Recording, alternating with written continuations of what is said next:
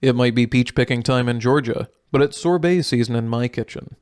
Peaches went on sale recently, so I wanted to show you from start to finish how I made the best peach sorbet I've ever had. Don't forget to like the video and subscribe for more homemade food.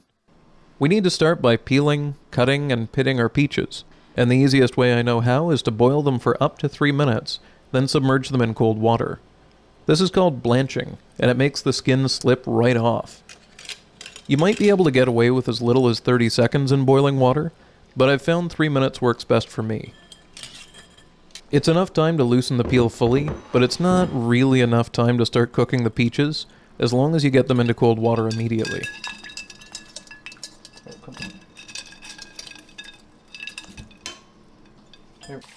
After a minute or two in cold water, the peels slide right off. If you're processing a lot of peaches, this is by far the easiest way to peel them.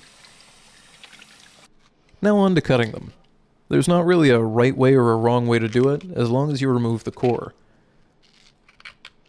Expect to get peach juice everywhere during this step, because it's pretty much unavoidable.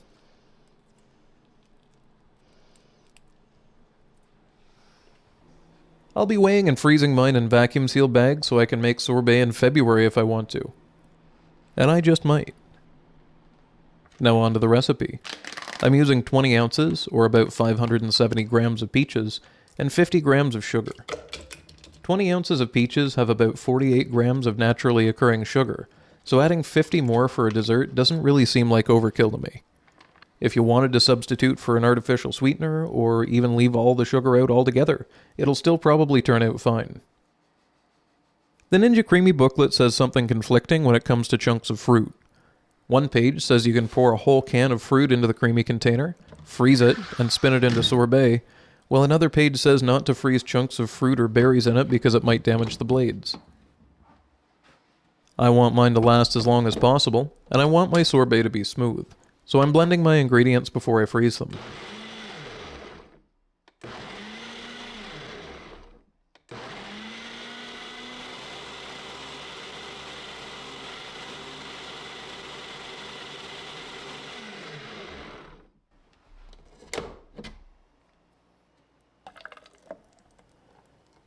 I could probably have fit a little more into the container, but I learned while trying to make almond ice cream that sometimes things expand more than you expect them to, so I'm okay with it being a little under full here.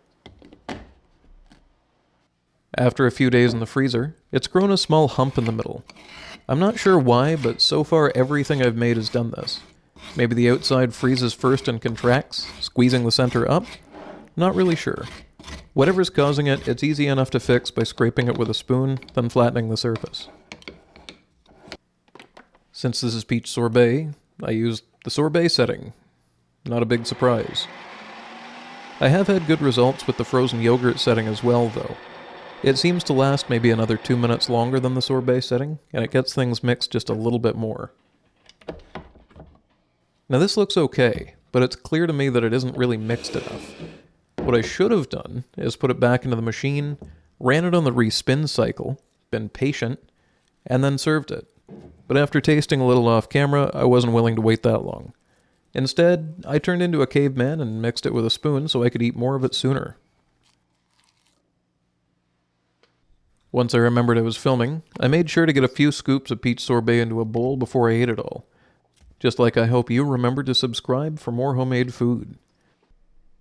The texture of this sorbet is the star of the show. It's smooth and rich and melts in your mouth. Since there are only 2 ingredients, and one of them is somewhat optional, all you can taste is peach, and it's delicious. Let me know in the comments what I should sorbet or ice cream next.